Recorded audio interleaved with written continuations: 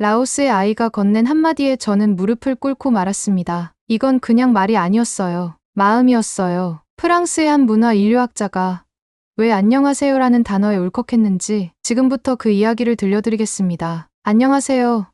저는 프랑스 파리 출신의 언어문화 연구자 엘로디 르누아르입니다. 올해 나이 58살이고 프랑스 국립언어유산연구소에서 사라져가는 언어들을 기록하고 보존하는 일을 하고 있습니다. 대학원생 시절부터 세계 곳곳의 소수민족 언어를 연구해왔지만 라오스 라오족 마을에서의 경험은 저에게 특별했습니다. 그 이야기를 여러분께 들려드리려고 합니다. 구독과 좋아요는 이런 영상 제작에 큰 힘이 된답니다. 여러분의 응원으로 더 많은 사람들에게 이 이야기가 전해질 수 있을 거예요. 혹시 당신 한국인인가요? 먼 산속 마을에서 주름이 깊게 패인 노인의 질문에 저는 그 자리에 얼어붙었습니다. 라오스 북부 산간마을.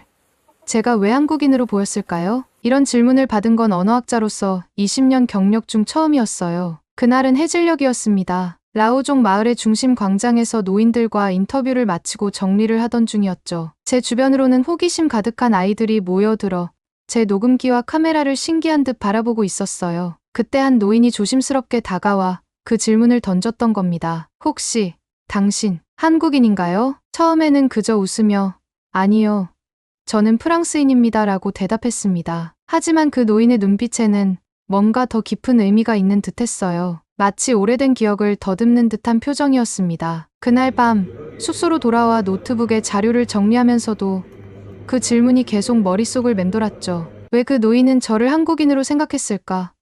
분명 제 외모는 전형적인 서양인인데 말입니다. 혹시 제 행동이나 말투에서 뭔가를 느낀 걸까요? 사실 저는 라오족의 언어 억양 구조를 분석하기 위해 이 마을에 왔어요. 사라지는 언어의 억양 구조 분석이라는 프로젝트의 일환이었습니다. 언어는 단순히 의사소통의 도구가 아니라 문화와 정서를 담는 그릇이란 믿음으로 연구를 진행해왔죠. 다음 날 아침, 마을을 탐색하며 라오족 아이들이 놀이를 하는 모습을 관찰했습니다. 그들이 부르는 노래와 말투에서 왠지 모를 친숙함을 느꼈어요. 마치 어디선가 들어본 듯한 그런 느낌이었습니다. 대체 왜 이런 느낌이 드는 걸까요? 이건 단순한 민족어 억양이 아닌데 왜 익숙하지? 제 머릿속에서는 수많은 의문부호가 떠다녔습니다. 학자로서의 직관이 무언가를 알려주려 하는 듯했죠. 흥미로운 것은 라오족 언어의 말끝이 부드럽게 내려앉는 방식이었어요. 문장의 마지막이 마치 물결처럼 온화하게 흘러내리는 듯한 이 억양 패턴은 제가 연구했던 다른 아시아 언어들과는 확실히 달랐습니다. 점심시간, 마을 어르신이 차려주신 식사를 하며 대화를 나눴습니다. 밥을 먹는 방식, 음식을 권하는 몸짓, 그리고 무엇보다 말투, 모든 것이 어딘가 익숙했어요. 하지만 아직 그 익숙함의 정체를 파악하지 못했습니다. 저녁이 되자 마을 전체가 모여 작은 축제를 벌였습니다. 노인들은 전통 악기를 연주하고 젊은이들은 춤을 추었죠. 그 와중에 한 할머니가 제게 다가와 따뜻한 차 한 잔을 건네며 말했어요. 몸 따뜻하게 해요. 밤이 차가워요. 그 순간 번쩍 스치는 기억이 있었습니다. 그것은 10년 전 한국을 방문했을 때의 기억이었죠. 서울에서 학회 참석 중 길을 잃었던 저에게 한 노인이 다가와 같은 방식으로 따뜻한 음료를 건네주었던 그 순간과 닮아 있었어요. 이건 한국이야. 이건 분명. 그날 밤 저는 오래전 한국 방문 시 찍었던 사진들을 다시 꺼내 보았습니다. 그리고 오늘 촬영한 라오족 마을의 사진들과 비교해 보았죠. 물론 겉으로 보이는 생활 양식과 환경은 완전히 달랐어요. 하지만 사람들의 표정, 특히 말을 할 때의 눈빛과 손짓에서 놀라운 유사성을 발견할 수 있었습니다. 이것이 우연일까요? 아니면 더 깊은 연결고리가 있는 걸까요? 언어학자로서 저는 이 의문을 그냥 지나칠 수 없었습니다. 무언가가 저를 이 미스터리 속으로 더 깊이 빠져들게 했어요. 다음 날 아침, 라오족 마을은 일찍부터 분주했습니다. 저는 조용히 마을 곳곳을 돌아다니며 사람들의 일상을 관찰했어요. 아이들은 학교에 가기 전 집 앞마당을 쓸고 어른들은 하루의 시작을 준비하고 있었습니다. 그 모습에서 느껴지는 공동체 의식이 인상적이었죠. 오늘은 어떤 발견을 하게 될까? 라는 기대감으로 가득 찬 채 조사를 시작했어요. 제 연구의 주된 목적은 라오족 언어의 억양 구조를 분석하는 것이었습니다. 특히 멸종 위기에 처한 방언들의 특징을 기록하는 일이 중요했죠. 마을 중심에 있는 작은 정자에 앉아 노트북을 펼쳤습니다. 어제 녹음한 인터뷰 내용을 분석하기 시작했어요. 라오족 언어의 특징적인 억양 패턴, 특히 문장 끝의 부드러운 하강톤이 제 귀에 계속해서 맴돌았습니다. 그것은 마치 누군가가 따뜻한 손길로 어루만지는 것 같은 느낌이었죠. 아, 이건 정말 흥미롭네요. 저는 중얼거렸습니다. 특히 라오족 언어에서 존경을 표현하는 방식이 인상적이었어요. 그들은 나이 많은 어른에게 말할 때 단어 자체보다는 어조와 말의 끝부분에 특별한 존경의 뉘앙스를 담았습니다. 이런 특징은 제가 알고 있는 어떤 다른 소수민족 언어에서도 쉽게 찾아볼 수 없었죠. 한참 작업에 몰두하고 있을 때 10살 정도로 보이는 소녀가 다가왔습니다. 수줍은 미소를 지으며 소녀는 내게 작은 꽃다발을 건넸어요. 선생님, 이거 드세요. 그 말에 저는 순간 멈칫했습니다. 드세요라니 꽃을 먹으라는 의미일까요? 제 혼란스러운 표정을 본 아이는 금방 웃음을 터뜨렸죠. 아니에요. 받으세요.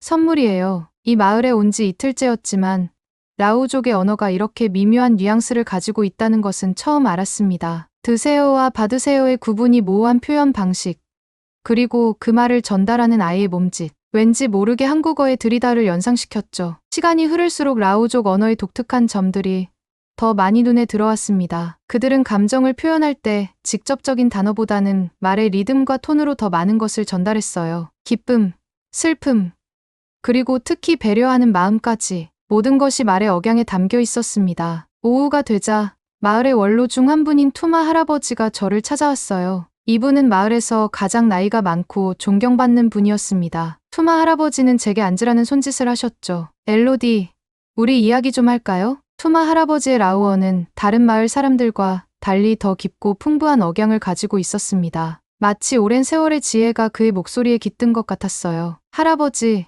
제가 궁금한 것이 있는데요. 어제 한 노인분이 저를 한국인이라고 생각하셨어요. 혹시 라오족과 한국인 사이에 어떤 연관성이 있나요? 투마 할아버지는 잠시 생각에 잠기더니 깊은 미소를 지으셨습니다. 우리는 옛날부터 따뜻한 말을 중요하게 여겨왔어요. 말은 단순히 소리가 아니라 마음을 전하는 것이죠. 당신이 우리와 이야기할 때 그 말투가 마치 정을 아는 사람 같았어요. 정이라는 단어가 제 귀에 울렸습니다. 그것은 라오어로 발음되었지만 분명 한국어의 정을 연상시키는 개념이었어요. 투마 할아버지는 계속해서 말씀하셨습니다. 우리 라오족은 오래전 북쪽에서 왔다고 전해져요. 많은 세월이 흘렀지만 우리의 말에는 여전히 그 기억이 남아있죠. 저는 할아버지의 말씀을 녹음하면서도 머릿속으로는 계속해서 의문이 꼬리를 물었습니다. 언어학적으로 라오어와 한국어는 전혀 다른 어족에 속합니다. 하지만 언어가 담고 있는 정서적 구조, 특히 존경과 배려를 표현하는 방식에서는 놀라운 유사성이 있었죠. 그날 저녁,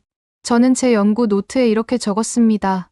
언어는 단순한 의사소통 도구를 넘어 그 민족의 정서적 유산을 담고 있다. 라오족의 언어에서 발견되는 정서적 억양은 한국어의 그것과 놀랍도록 유사하다. 이것이 역사적 연관성을 의미하는 것인지 아니면 단순한 우연인지는 더 연구가 필요하다. 밤이 깊어갈수록 저는 라오족의 언어가 단순히 학문적 연구 대상이 아니라 살아있는 문화적 유산임을 깊이 느꼈습니다. 이들의 말에 담긴 정서를 제대로 기록하고 전달하는 것이 제 책임이라는 생각이 강하게 들었어요. 창밖으로 보이는 별이 가득한 하늘을 바라보며 저는 라오족의 언어를 더 깊이 이해하기 위해 어떤 접근법을 사용해야 할지 고민했습니다. 전통적인 언어학적 분석만으로는 부족할 것 같았어요. 그들의 언어에 담긴 정을 제대로 포착하기 위해서는 새로운 방법론이 필요했습니다. 내일은 그들의 일상 대화를 더 가까이서 관찰해야겠다. 저는 결심했습니다. 특히 가족 간의 대화, 아이들과 노인들 사이의 대화에 집중하기로 했죠. 그 속에서 라오족 언어의 진정한 본질, 그리고 혹시 있을지 모를 한국어와의 연결고리를 찾기를 희망했습니다. 잠들기 전, 저는 마지막으로 투마 할아버지의 말을 떠올렸어요. 말은 단순히 소리가 아니라 마음을 전하는 것. 이 간단한 문장이 제 연구의 방향을 완전히 바꿀 것이라는 예감이 들었습니다. 나흘째 아침, 저는 기대감으로 일찍 깨어났습니다. 오늘은 라오족의 봄맞이 제례 행사에 초대받았거든요. 마을 사람들은 1년 중 가장 중요한 축제라며 제게 참석을 권했습니다. 언어학자로서 이런 의식은 언어가 실제 생활 속에서 어떻게 사용되는지 관찰할 수 있는 귀중한 기회였죠. 아침 햇살이 따스하게 내리쬐는 가운데 마을 광장에 도착했습니다. 이미 많은 사람들이 모여 있었어요. 남녀노소 모두 화려한 전통 의상을 입고 마을 중심에는 커다란 나무 주위로 제단이 마련되어 있었습니다. 마을 사람들은 저를 보자 반갑게 맞아주었어요. 엘로디 선생님,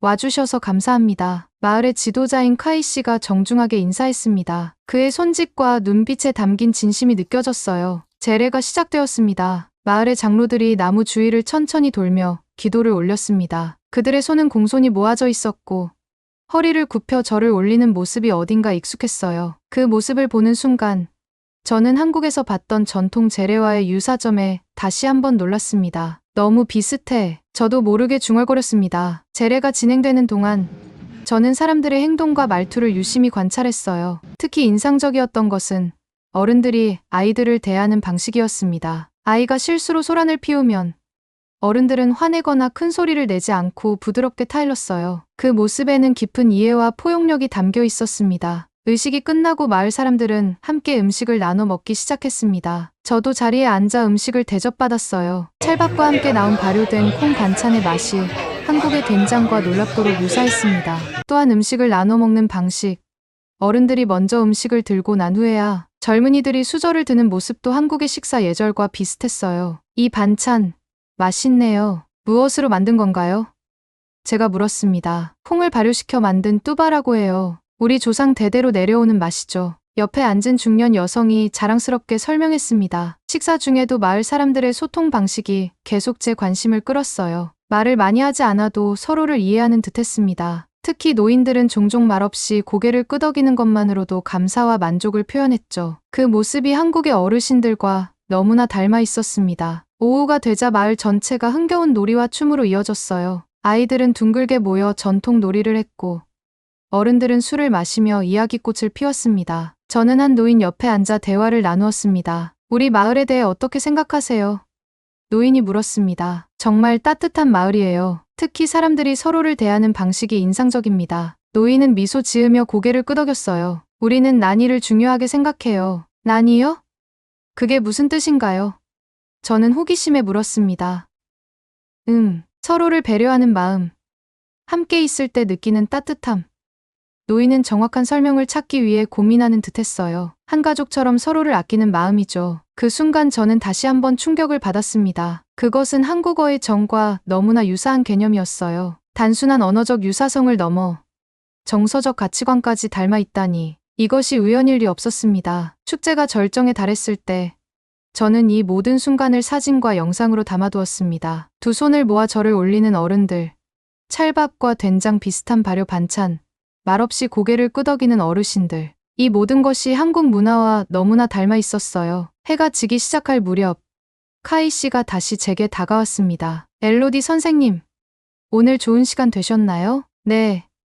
정말 놀라운 경험이었어요. 라오족의 문화와 정서가 제가 알고 있는 한국의 문화와 너무 비슷해서 놀랐습니다. 카이 씨의 눈이 반짝였습니다. 우리 조상들이 먼 옛날 북쪽에서 왔다는 이야기가 있어요. 아마도 그 기억이 우리 문화 속에 남아있는지도 모르겠네요. 마을로 돌아오는 길에 저는 깊은 생각에 잠겼습니다. 지구 반대편에 있는 한국과 이 외딴 라오스 마을 사이에 어떤 역사적 연결고리가 있었던 걸까요? 아니면 이것은 단순히 인간 문화의 보편적인 패턴일까요? 그날 밤 숙소에 돌아와 노트북을 펼쳤습니다. 제 연구 일지에 이렇게 적었어요. 오늘의 발견은 단순한 언어적 유사성을 넘어선다. 라오족의 정서 구조, 특히 난이라는 개념은 한국의 정과 놀랍도록 유사하다. 또한 음식 문화, 예절, 노인 공경 방식에서도 명백한 공통점이 보인다. 이것은 우연이 아닌 깊은 문화적 연결의 흔적일 가능성이 높다.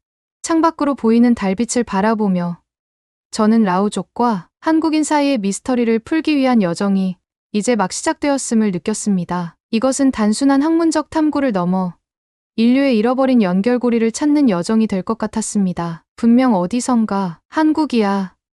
이건 분명. 저는 다시 한번 중얼거렸습니다. 그리고 그 생각은 밤이 깊어갈수록 더욱 확신으로 변해갔습니다. 축제 다음 날, 저는 마을의 일상으로 돌아온 라오족, 사람들의 생활을 더 깊이 관찰하기 위해 아침 일찍 숙소를 나섰습니다. 축제의 여운이 아직 마을 곳곳에 남아있는 듯했죠. 사람들의 표정은 평온했고 서로를 마주칠 때마다 따뜻한 미소를 나누는 모습이 인상적이었습니다. 저는 마을 입구에 있는 작은 학교를 방문했어요. 교실 밖에서 아이들의 목소리가 들려왔습니다. 그들이 함께 노래하는 소리였죠. 교실 문턱에 조용히 서서 그 광경을 지켜보았습니다. 20명 정도의 아이들이 선생님과 함께 전통 노래를 부르고 있었어요. 그 노래의 가락과 리듬에서도 어딘가 한국 민요와 닮은 부분이 느껴졌습니다. 수업이 끝나고 아이들이 밖으로 뛰쳐나왔습니다. 몇몇 아이들은 호기심 어린 눈으로 저를 바라보았고 용기를 낸 한 소년이 다가왔죠. 선생님, 우리 놀이 같이 하실래요? 제 마음은 금세 녹아내렸습니다. 아이의 맑은 눈빛과 순수한 초대에 거절할 수 없었어요. 저는 고개를 끄덕이며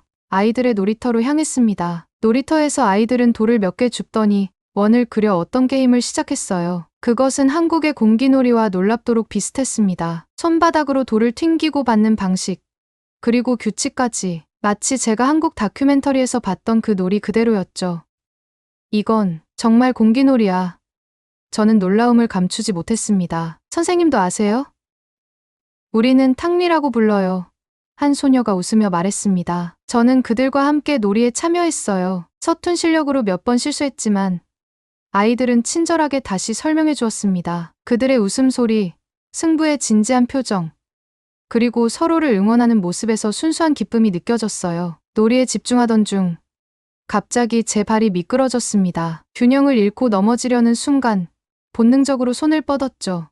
그때였습니다. 제 옆에 있던 9살쯤 되어 보이는 소년이 놀랍도록 빠른 반응으로 무릎을 꿇고 제 팔을 잡아주었어요. 괜찮아요.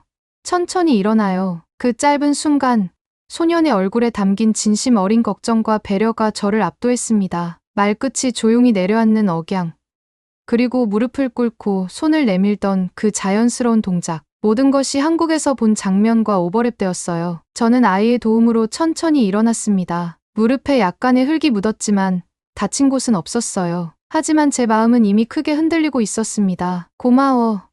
내 이름이 뭐니? 저는 물었습니다. 탑이라고 해요. 다치지 않으셨어요? 타비는 여전히 걱정스러운 표정이었어요. 응, 괜찮아. 내가 도와줘서 다행이야. 이 작은 에피소드가 제 연구의 전환점이 될 줄은 그때는 몰랐습니다. 놀이를 마치고 마을로 돌아오는 길에 타비가 무릎을 꿇고 손을 내밀던 그 순간이 계속해서 제 머릿속을 맴돌았어요. 왜 이렇게 익숙하고 따뜻하지? 그 질문에 대한 답을 찾기 위해 저는 마을의 노인회관으로 향했습니다. 그곳에는 항상 마을의 역사와 이야기를 잘 아는 어르신들이 모여 계셨죠. 다행히 투마 할아버지도 그곳에 계셨습니다. 할아버지, 오늘 제가 넘어질 뻔했는데 한 아이가 무릎을 꿇고 손을 내밀어 도와주었어요. 그 모습이 너무 인상적이었습니다. 투마 할아버지는 미소를 지으셨습니다. 아, 그건 우리가 어릴 때부터 가르치는 거예요. 누군가 어려움에 처했을 때는 자신을 낮추고 진심으로 도와야 한다고요. 특히 어른이나 손님에게는 더욱 그래야 합니다. 정말 아름다운 가르침이네요. 저는 진심으로 감동했습니다. 한국에서도 비슷한 예절을 봤어요. 어떤 연관성이 있을까요? 할아버지는 잠시 생각에 잠기셨습니다. 우리 조상들의 이야기에 따르면 아주 오래전 북쪽에서 온 사람들이 있었다고 해요. 그들이 가져온 예절과 가르침이 우리 문화에 녹아들었을지도 모르죠. 저는 노트북을 꺼내 이 대화를 기록했습니다. 단순한 언어적 유사성을 넘어 이제는 행동 양식과 예절, 그리고 그 안에 담긴 정서적 가치까지 한국 문화와의 명확한 연결점을 발견하고 있었어요. 저녁이 되자 마을 사람들은 각자의 집으로 돌아갔습니다. 저는 제 숙소 앞 작은 정원에 앉아 하루 동안의 경험을 정리했어요. 타비가 무릎을 꿇고 손을 내밀었던 그 순간의 사진을 마음속에 깊이 새겼습니다. 그날 밤, 저는 연구 일지에 이렇게 적었습니다. 오늘 경험한 무릎 꿇은 아이의 손은 단순한 예절을 넘어선다. 그것은 라오족의 정서 구조가 구체적인 행동으로 표현된 순간이었다. 특히 중요한 것은 그 행동이 가르침의 결과가 아니라 자연스러운 반응이었다는 점이다. 이는 라오족의 난이한국의 정과 유사함과 깊이 내면화된 문화적 특성임을 보여준다. 창밖으로 쏟아지는 별빛을 바라보며 저는 이 연구가 단순한 언어 구조 분석을 넘어 인간 정서의 보편성과 특수성을 탐구하는 여정으로 발전하고 있음을 느꼈습니다. 타비의 그 순간은 단어로 설명할 수 없는 무언가를 담고 있었다. 저는 중얼거렸습니다. 그것은 말이 아니라 마음이었다. 잠들기 전 저는 한국 방문 시 찍었던 사진들을 다시 한번 펼쳐보았습니다. 그 중에는 한 노인이 길을 잃은 제게 무릎을 꿇고 방향을 알려주던 순간을 담은 사진이 있었어요. 그 사진과 오늘의 기억이 겹쳐지면서 저는 이 연구의 중요성을 더욱 강하게 느꼈습니다. 이건 증명해야 해.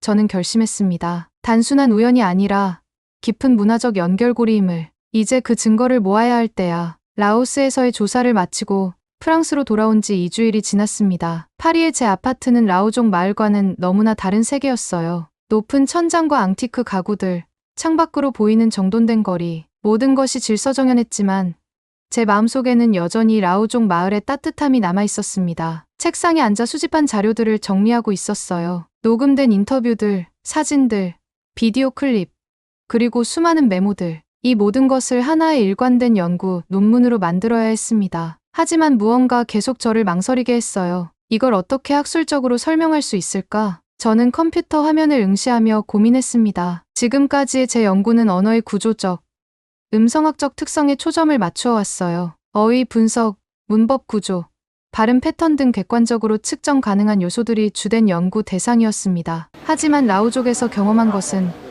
그런 객관적 분석만으로는 담아낼 수 없는 무언가였어요. 국립언어유산연구소의 동료인 피에르가 문을 두드렸습니다. 엘로디, 라오스 연구는 어떻게 진행되고 있어? 다들 내 발표가 기대돼. 피에르는 제 책상 위에 놓인 라오족 아이들의 사진을 집어 들었습니다. 그 중에는 타비가 무릎을 꿇고 있는 사진도 있었죠. 흥미로운 사진이네. 이건 어떤 의식을 기록한 거야? 의식이 아니야. 피에르. 내가 넘어질 뻔했을 때 한 아이가 자연스럽게 보인 반응이야. 저는 그 순간의 감동을 어떻게 전달해야 할지 고민했습니다. 피에르는 의아한 표정을 지었습니다. 그래서 그게 언어 연구와 무슨 관련이 있어? 그게 내가 지금 고민하는 부분이야. 저는 솔직하게 말했습니다. 라오족의 언어와 한국어 사이의 음성학적 유사성만으로는 설명할 수 없는 연결고리가 있어. 특히 정서를 표현하는 방식에서 말이야. 피에르는 회의적인 표정으로 고개를 저었습니다. 엘로디, 넌 언어학자야. 감정이나 정서 같은 주관적인 것들은 문화인류학자들의 영역이지. 우리의 임무는 객관적인 언어 데이터를 수집하고 분석하는 거라고. 하지만 언어는 단순한 소리나 문법 체계가 아니야. 그건 사람들의 마음과 삶을 담는 그릇이야. 제 목소리에는 열정이 실렸습니다. 그래. 물론 그렇지. 하지만 학술 논문에는 객관적으로 증명할 수 있는 내용만 담아야 해. 정서 구조 비교라니.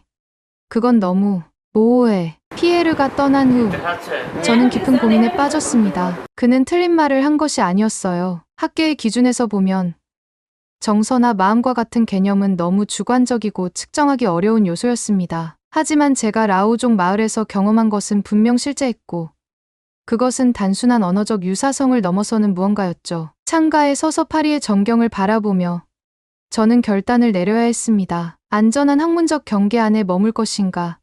아니면 새로운 관점을 제시하기 위해 그 선을 넘을 것인가? 저는 컴퓨터로 돌아와 새로운 문서를 열었습니다. 제목은 언어의 정서적 구조 라오족과 한국어의 비교 연구였습니다. 이것은 제가 지금까지 해온 연구와는 다른 접근법을 시도하는 것이었어요. 언어의 음성학적, 구조적 특성뿐만 아니라 그 언어가 담고 있는 정서적 가치와 표현 방식을 분석하는 새로운 시도였습니다. 객관성을 유지하면서도 이 정서적 연결고리를 어떻게 증명할 수 있을까? 제 연구실 벽에는 세계 각국의 언어 지도가 걸려 있었습니다. 라오스와 한국은 지리적으로 멀리 떨어져 있었고 언어학적으로도 전혀 다른 어족에 속했죠. 하지만 왜 그 정서적 표현 방식은 그토록 유사했을까요? 저는 이 의문을 해결하기 위해 새로운 방법론을 개발하기로 결심했습니다. 첫째, 언어에 담긴 정서적 표현을 객관적으로 분석할 수 있는 기준을 마련해야 했어요. 둘째, 라오족과 한국인의 일상 대화에서 나타나는 정서적 패턴을 비교 분석할 필요가 있었습니다. 마지막으로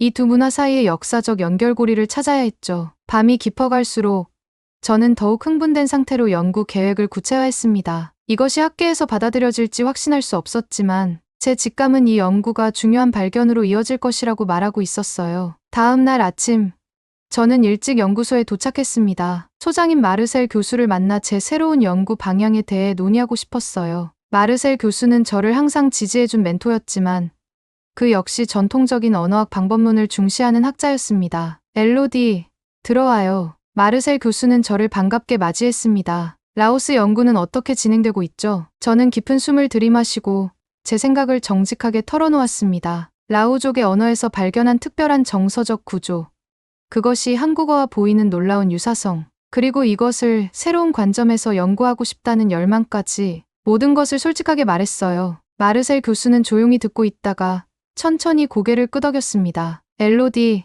당신은 항상 남다른 통찰력을 가졌어요. 하지만 정서 구조 비교라, 그건 우리 학계에서는 꽤 도전적인 주제가 될 것 같군요. 알아요. 교수님, 하지만 이건 중요한 발견이라고 확신합니다. 단순한 언어적 유사성을 넘어서는 무언가가 있어요. 마르셀 교수는 잠시 생각에 잠기더니 말했습니다. 좋아요.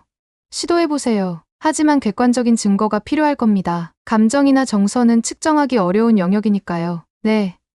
최선을 다하겠습니다. 연구실로 돌아오는 길에 저는 마음속으로 다짐했습니다. 이제 제가 해야 할 일은 라오족의 난이와 한국의 정이 실제로 유사한 개념임을 객관적으로 증명하는 것이었어요. 그리고 그 두 문화 사이에 존재할지도 모르는 역사적 연결고리를 찾아내는 것이었습니다. 제 책상에 앉아 저는 하나씩 계획을 세워나갔습니다. 우선 한국인 언어학자들과 접촉하여 협력 연구를 제안해야 했어요. 또한 라오족과 한국 문화의 역사적 연관성에 대한 자료도 수집해야 했습니다. 이것은 단순한 학문적 호기심이 아니야.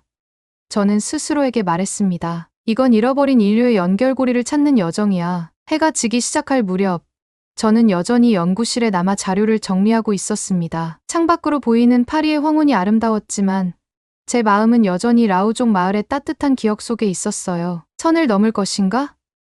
이제 그 질문에 대한 답은 분명했습니다. 저는 이미 그 선을 넘고 있었고 그 너머에 무엇이 기다리고 있든 두려워하지 않기로 했습니다. 파리의 가을은 유난히 아름답습니다. 생 강변을 따라 노랗게 물든 나무집들이 바람에 흩날리고 카페마다 따뜻한 차와 커피 향이 가득한 계절이죠. 하지만 저는 그 아름다움을 온전히 즐길 여유가 없었습니다. 연구에 모든 신경을 집중하고 있었으니까요. 오늘은 파리 국립예술센터에서 열리는 아시아 문화의 현대적 해석이라는 전시회에 참석하기로 했습니다. 이 전시회에서 한국 관련 자료를 볼 수 있을 것 같았고 무엇보다 한국인들을 만나 제 연구에 대한 의견을 들을 수 있는 기회였죠. 전시장은 생각보다 많은 사람들로 붐볐습니다. 다양한 아시아 국가의 예술품과 문화유산이 화려하게 전시되어 있었어요. 저는 한국 섹션으로 향했습니다. 그곳에는 한국의 전통 의상, 도자기, 그리고 현대 미술 작품들이 전시되어 있었습니다. 한국 전통 악기 연주회가 막 시작될 때였어요. 가야금이라는 현악기를 연주하는 젊은 여성이 무대에 올랐습니다. 그녀의 소개에 따르면 그녀는 유나라는 이름의 재불 한국계 피아니스트였고 오늘은 특별히 한국 전통 악기 연주도 선보인다고 했죠. 유나의 연주는 놀라웠습니다. 가야금에서 울려 퍼지는 선율은 어딘가 슬프면서도 따뜻했어요. 그 음악에는 제가 라오족 마을에서 느꼈던 그 특별한 정서가 담겨 있는 듯했습니다. 가슴 깊은 곳에서 무언가가 울림을 느꼈죠. 연주가 끝나고 박수가 터져 나왔습니다. 사람들이 하나둘씩 자리를 떠날 때 저는 유나에게 다가갔습니다. 정말 아름다운 연주였어요. 제 마음을 깊이 움직였습니다. 유나는 밝게 웃으며 고개를 숙여 인사했습니다. 감사합니다. 프랑스 분이신데 한국 음악에 관심이 있으신가요? 네. 저는 언어학자 엘로디 르누아르입니다. 최근에 라오족의 언어와 문화를 연구하던 중 한국어와의 흥미로운 유사점을 발견했어요. 유나의 눈이 호기심으로 반짝였습니다. 라오족이요? 처음 들어보는 민족인데 어떤 유사점을 발견하셨나요? 저는 가방에서 태블릿을 꺼내 라오족 마을에서 찍은 사진들을 보여주었습니다. 재래의식, 식사 방식, 그리고 특히 아이들이 노인을 공경하는 모습들이었죠. 유나는 사진들을 보더니 놀란 표정을 지었습니다. 이거 우리 외갓집 명절 분위기랑 똑같네요. 특히 이 절하는 모습이나 음식을 나누는 방식이. 그녀의 반응에 저는 희망의 불씨를 느꼈습니다. 정말요? 저도 그렇게 느꼈어요. 하지만 주변 학자들은 단순한 우연의 일치라고 말하더군요. 유나는 고개를 젓더니 단호하게 말했습니다. 우연이라기엔 너무 많이 닮았어요. 이 사진 속 할머니의 표정과 손짓은 정확히 제 할머니와 같아요. 그리고 이 반찬들, 발효된 콩 요리인가요? 네. 라오족은 그것을 뚜바라고 불러요. 한국의 된장과 비슷한 것 같더군요. 맞아요. 거의 똑같아 보여요. 유나의 목소리에는 확신이 담겨 있었습니다. 우리는 카페로 자리를 옮겨 더 깊은 대화를 나누었습니다. 유나는 한국에서 태어나 12살 때 부모님을 따라 프랑스로 이주했다고 했어요. 그녀는 한국 문화와 언어에 대한 깊은 이해와 애정을 갖고 있었습니다. 엘로디 씨, 한국어의 특징 중 하나는 말끝에 감정을 담는 방식이에요. 단순히 문법적인 종결어미가 아니라 그 안에 화자의 마음과 상대방을 향한 배려가 담겨 있죠. 저는 귀를 기울였습니다. 유나의 설명은 제가 라오족 언어에서 발견한 특징과 놀랍도록 일치했어요. 제 어머니는 항상 이렇게 말씀하셨어요. 말은 마음을 담는 그릇이에요. 한국어에서는 같은 의미의 말도 어떻게 끝맺느냐에 따라 전혀 다른 감정을 전달할 수 있거든요. 그 말에 저는 전율을 느꼈습니다. 라오족도 정확히 그래요. 그들은 난이라는 개념을 가지고 있는데 이것은 단순한 정의나 배려를 넘어서는 깊은 유대감을 의미해요. 그리고 그것이 말투에 그대로 반영되죠. 유나는 깊이 고개를 끄덕였습니다. 한국어의 정과 매우 비슷하네요. 정은 단순히 번역할 수 없는 감정이에요. 함께 있을 때 느끼는 따뜻함, 서로를 배려하는 마음, 그런 복합적인 감정이죠. 우리의 대화는 시간 가는 줄 모르고 이어졌습니다. 유나는 자신의 한국 생활 경험과 한국어의 특징적인 표현들에 대해 생생하게 설명해 주었어요. 그녀의 이야기는 제 연구에 힘을 실어주는 값진 자료였습니다. 혹시 제 연구에 도움을 주실 수 있을까요? 한국어의 정서적 특징에 대한 인터뷰를 녹음하고 싶은데요. 저는 조심스럽게 제안했습니다. 물론이죠. 기꺼이 도와드릴게요. 사실 저도 이 주제가 매우 흥미롭네요. 어쩌면 제 어머니도 인터뷰에 참여할 수 있을 거예요. 어머니는 한국의 전통 문화에 대해 더 많이 아시거든요. 유나와 헤어지기 전 그녀는 자신의 휴대폰을 꺼내 사진 한 장을 보여주었습니다. 한국에 있는 그녀의 외가 가족들이 모여있는 사진이었어요. 이 사진 좀 보세요. 우리 가족이 제사를 지내는 모습인데 라오족의 의식과 비슷하지 않나요? 사진을 보는 순간 저는 또 한 번 놀라움을 금치 못했습니다. 두 손을 모아 절을 하는 모습, 음식을 나누는 방식, 심지어 노인을 대하는 태도까지 모든 것이 라오족 마을에서 본 광경과 너무나 유사했어요. 이건 단순한 우연이 아니에요.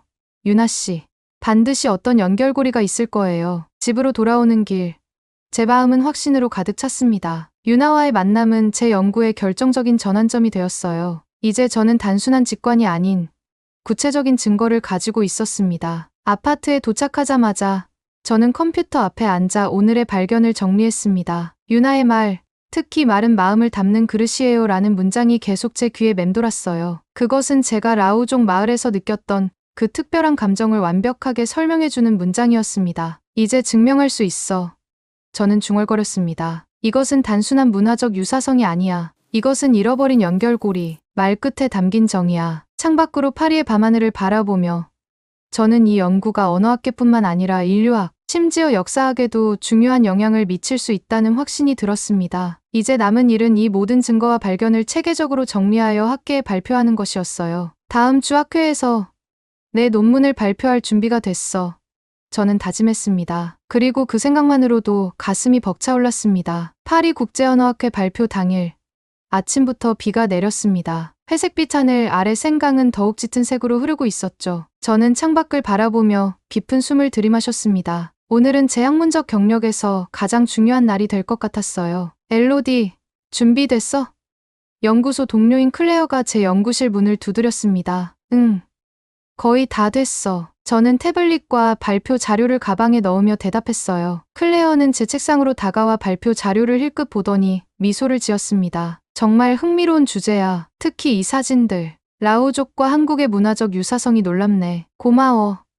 클레어, 솔직히 좀 긴장돼. 이 접근 방식이 전통적인 언어학 연구와는 많이 다르니까. 괜찮아. 좋은 연구는 항상 기존의 경계를 넘는 법이야. 너의 열정이 청중들에게 전해질 거야. 국제언어학회는 파리 중심부에 있는 소르본 대학에서 열렸습니다. 강당으로 향하는 길에 저는 계속해서 발표 내용을 머릿속으로 정리했어요. 오늘 제가 발표할 주제는 말끝의 정서, 라오족과 한국어의 정서적 언어 구조 비교 연구였습니다. 강당에 도착하자 이미 많은 학자들이 자리에 앉아 있었어요. 저명한 언어학자들, 문화인류학자들, 그리고 아시아 연구 전문가들까지. 생각보다 더 많은 사람들이 제 발표에 관심을 보였습니다. 그 중에는 유나와 그녀의 어머니도 보였어요. 그들은 앞쪽에 앉아 저에게 격려의 미소를 보냈습니다. 사회자의 소개가 끝나고 드디어 제 차례가 왔습니다. 저는 깊은 숨을 들이마시고 단상으로 올라갔어요. 안녕하십니까, 여러분. 오늘 저는 언어와 정서의 특별한 연결고리에 대해 이야기하려 합니다. 특히 지리적으로는 멀리 떨어져 있지만 정서적으로는 놀랍도록 가까운 두 문화, 라오스의 라오족과 한국의 문화적 유사성에 대해 발표하겠습니다. 스크린에는 첫 번째 슬라이드가 나타났습니다. 라오족 아이의 다정한 인사와 한국 명절 음식의 상차림이 나란히 배치되어 있었어요. 제 연구는 단순한 호기심에서 시작되었습니다. 라오스 북부 상간마을에서 한 노인이 저에게 던진 질문. 당신, 한국인인가요? 라는 말에서부터요. 저는 라오족 마을에서의 경험, 특히 탑이라는 소년이 무릎을 꿇고 손을 내밀었던 그 순간에 대해 설명했습니다. 그리고 그것이 어떻게 제가 10년 전 한국에서 경험했던 순간과 오버랩되었는지도 이야기했어요. 전통적인 언어학 연구는 주로 언어의 구조적, 음성학적 특성에 초점을 맞추어 왔습니다. 하지만 저는 이번 연구를 통해 정서적 언어 구조라는 새로운 개념을 제안하고자 합니다. 슬라이드가 넘어가면서 라오족의 난이와 한국의 정의 개념을 비교 분석한 표가 나타났습니다. 두 개념이 서로 얼마나 유사한지, 그리고 이 감정이 언어에 어떻게 반영되는지를 체계적으로 정리한 내용이었죠. 라오족과 한국인들은 말의 끝부분, 특히 문장의 종결 방식에 특별한 정서적 의미를 담습니다. 이는 단순한 문법적 기능을 넘어 화자의 마음과 상대방을 향한 배려가 담긴 특별한 방식입니다. 저는 라오족과 한국인의 일상 대화에서 녹음한 음성 샘플을 재생했습니다. 두 언어의 억양 패턴,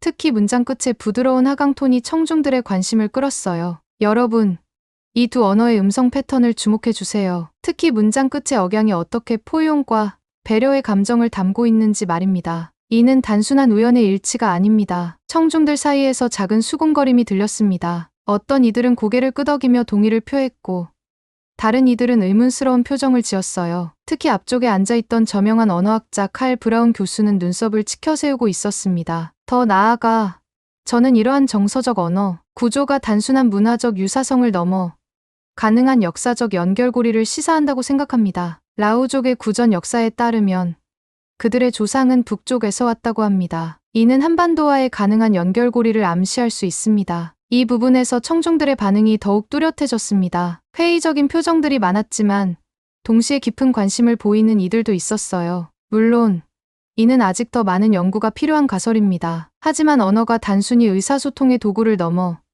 그 민족의 정서적 유산을 담고 있다는 점은 분명합니다. 라오족과 한국인의 사례는 이러한 정서적 언어학의 중요성을 보여주는 강력한 증거입니다. 마지막 슬라이드에는 라오족 아이들과 한국 아이들의 웃는 얼굴이 나란히 있었습니다. 그 아래에는 제가 심혈을 기울여 작성한 결론이 써 있었어요. 이건 단순히 비슷한 문화가 아니라 마음을 표현하는 구조가 닮은 민족입니다. 말끝에 담긴 정, 그것은 우리가 잃어버린 인류의 연결고리일지도 모릅니다. 발표를 마치자 잠시 정적이 흘렀습니다. 그리고 곧 박수 소리가 들렸어요. 유나와 그녀의 어머니가 먼저 일어나 박수를 쳤고 점차 다른 청중들도 동참했습니다. 질의응답 시간이 시작되었습니다. 예상대로 브라운 교수가 첫 번째 질문을 던졌어요. 르누아르 박사, 흥미로운 발표였습니다. 하지만 정서적 언어 구조라는 개념은 너무 주관적이지 않습니까? 이를 객관적으로 측정할 방법은 무엇인가요? 저는 이 질문을 예상하고 있었습니다. 좋은 질문입니다, 교수님. 저는 이 연구를 위해 특별한 분석 방법론을 개발했습니다. 첫째,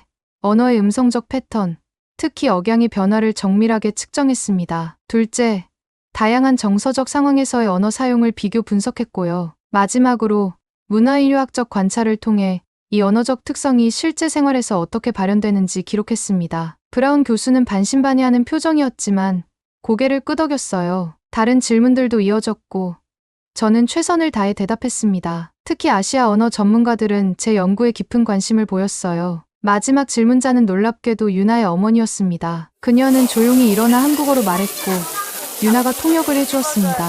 어머니께서 하시는 말씀은 르누아르 박사님의 연구는 단순한 학문적 발견을 넘어 우리의 마음을 연결하는 다리를 놓았다고 하십니다. 그리고 질문이 아니라 감사의 말씀을 전하고 싶다고 하세요. 말끝에 담긴 정이라는 표현이 한국인의 정서를 이해하는 데 큰 도움이 될 것이라고요. 그 말을 듣는 순간 제 눈에 눈물이 고였습니다. 이것이 바로 제가 이 연구를 시작한 이유였습니다. 단순한 학문적 호기심을 넘어 인류의 깊은 정서적 연결고리를 발견하고 이해하는 것. 그것이 제 진정한 목표였어요. 발표가 끝나고 많은 학자들이 저에게 다가와 더 깊은 대화를 나누고 싶어 했습니다. 특히 아시아 연구자들은 제 발견이 그들의 연구에도 중요한 통찰을 제공한다며 협력을 제안했어요. 그날 저녁, 유나와 그녀의 어머니가 저를 한국 식당으로 초대했습니다. 테이블에는 다양한 한국 전통 음식들이 차려졌고 그 중에는 된장찌개도 있었어요. 이 된장찌개의 맛을 느껴보세요.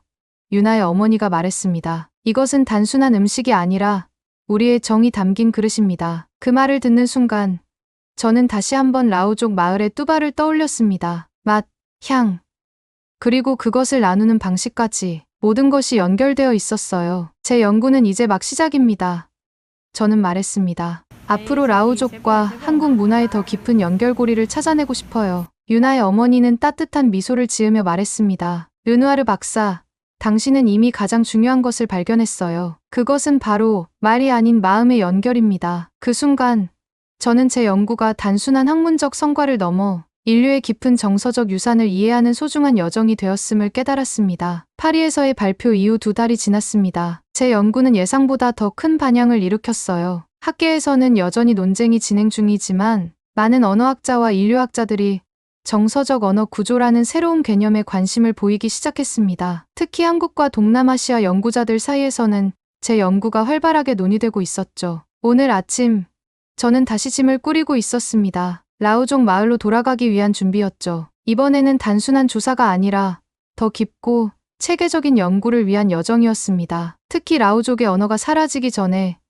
그 안에 담긴 정의 요소를 더 자세히 기록하고 보존하고 싶었어요. 창밖으로 파리의 겨울 풍경이 보였습니다. 회색빛 하늘 아래 사람들은 두꺼운 외투를 입고 분주히 오가고 있었어요. 저는 책장에서 일기장을 꺼내 마지막 페이지를 펼쳤습니다. 말은 기록될 수 있다. 하지만 정은 경험되어야만 남는다. 이 문장을 적으며 저는 마음속으로 제 연구의 진정한 의미를 다시 한번 되새겼습니다. 언어학자로서 저의 임무는 단순히 단어와 문법 구조를 기록하는 것을 넘어 그 언어가 담고 있는 정서적 풍요로움을 이해하고 전달하는 것이었습니다. 도어벨 소리가 울렸습니다. 유나와 그녀의 어머니가 방문하기로 한 시간이었죠. 문을 열자 그들은 따뜻한 미소로 저를 맞아주었습니다. 떠나기 전에 작별 인사를 드리러 왔어요. 유나가 말했습니다. 그녀의 손에는 작은 선물 상자가 들려 있었어요. 고마워요. 유나 씨, 들어오세요. 그들이 거실에 앉는 동안 저는 차를 준비했습니다. 유나의 어머니는 주변을 둘러보더니 제 짐가방에 시선이 멈췄어요. 정말 다시 라오족 마을로 가시는 건가요? 그녀가 물었습니다. 네. 더 많은 연구가 필요해요. 특히 라오족의 언어와 문화가 사라지기 전에 그들의 난이를 더 깊이 이해하고 기록하고 싶어요. 유나의 어머니는 고개를 끄덕이며 미소 지었습니다. 엘로디 씨, 당신은 특별한 일을 하고 있어요. 언어는 단순한 소통의 도구가 아니라 우리의 영혼과 정신을 담는 그릇이에요. 특히 사라져가는 언어들은 인류의 소중한 보물입니다. 그녀의 말에 저는 깊이 공감했습니다. 제가 라오스에서 느낀 정의 순간들을 생각할 때마다 이 연구가 얼마나 중요한지 다시 한번 깨닫게 됩니다. 유나가 선물 상자를 제게 건넸습니다. 이건 어머니와 제가 준비한 작은 선물이에요. 라오족 마을에서 연구하실 때 도움이 될 거예요. 상자를 열자 그 안에는 아름다운 노트북과 작은 녹음기가 있었습니다. 노트북 표지에는 한글로 정이라는 글자가 새겨져 있었어요. 이 노트북은 어머니가 특별히 주문하신 거예요. 종이는 한국의 전통 한지로 만들어졌고 표지의 글자는 어머니가 직접 써주셨죠. 감동의 눈물이 제 눈가에 맺혔습니다. 정말 아름다운 선물이네요. 제 연구에 큰 의미가 될 것 같아요. 유나의 어머니는 조용히 미소 지으며 말했습니다. 라오족 사람들을 만나면 우리의 마음도 함께 전해주세요. 우리는 다른 문화, 다른 언어를 가졌지만 같은 정을 공유하고 있다고요. 그 말에 저는 깊이 고개를 숙였습니다. 네, 꼭 그렇게 하겠습니다. 그들과 작별 인사를 나눈 후 저는 마지막 짐 정리를 마쳤습니다. 유나가 준 노트북을 조심스럽게 가방에 넣으며 라오족 마을에서 경험했던 순간들을 다시 떠올렸어요. 탑 위에 무릎 꿇은 모습, 푸마 할아버지의 지혜로운 말씀, 그리고 마을 사람들의 따뜻한 미소. 저는 창가에 서서 파리의 풍경을 마지막으로 바라보았습니다. 내일이면 다시 라오스로 떠나게 될 거예요. 이번 여정은 단순한 학문적 탐구를 넘어 인류의 정서적 연결고리를 찾아가는 여정이 될 것입니다. 저녁이 깊어가는 가운데 저는 식탁에 앉아 한국어 교재를 펼쳤습니다. 유나에게 배웠던 기초적인 인사말을 조용히 연습했어요. 안, 영, 세, 요. 그 단어를 발음하는 순간 라오족 아이의 목소리가 마치 제 귀에 직접 들리는 것 같았습니다. 엘로디 선생님, 오늘도 오셨어요? 그 상상 속 목소리에 저는 미소를 지었습니다. 제 연구가 단순히 학문적 성과에 그치지 않고 사라져가는 소중한 문화적 유산을 보존하는 데 도움이 되기를 바랐어요. 특히 라오족의 난이와 한국의 정이 담긴 그 특별한 언어적 정서를 후대에 전할 수 있기를 소망했습니다. 창밖으로 별이 빛나기 시작했습니다. 내일의 여정을 생각하며 저는 새로운 노트북의 첫 페이지를 펼쳤어요. 그리고 이렇게 적었습니다. 언어는 단순한 소리의 조합이 아니다. 그것은 영혼의 울림이며 마음의 그림자다. 특히 말끝에 담긴 정, 그것은 인류가 잃어버린 소중한 연결고리일지도 모른다. 이 여정을 통해 나는 단순히 사라져가는 언어를 기록하는 것이 아니라 그 안에 담긴 인류의 정서적 보물을 발굴하고 보존하고자 한다. 말은 사라질지라도 그 안에 담긴 정은 우리의 마음속에 영원히 남을 것이다. 펜을 내려놓고 저는 창문을 열어 파리의 밤 공기를 깊이 들이마셨습니다. 멀리 라오스의 산들이 저를 기다리고 있을 것만 같았어요. 그곳에서 저는 다시 한번 라우족의 아이들과 함께 웃고 노인들의 지혜를 듣고 그들의 언어에 담긴 정을 느끼게 될 것입니다. 사라지기 전에 기록되어야 할 정. 저는 별이 빛나는 하늘을 바라보며 중얼거렸습니다. 그리고 그 순간 제 마음은 이미 라우족 마을의 따뜻한 기억으로 가득 차 있었습니다. 아침이 밝아오면 저는 새로운 여정을 시작할 것입니다. 말 끝에 담긴 정을 찾아 인류의 잃어버린 연결고리를 발견하기 위한 여정. 그것은 단순한 학문적 탐구가 아니라 마음과 마음을 잇는 다리를 놓는 일이 될 것입니다. 이야기 끝까지 들어주셔서 감사합니다. 이상 감동오락관이었습니다.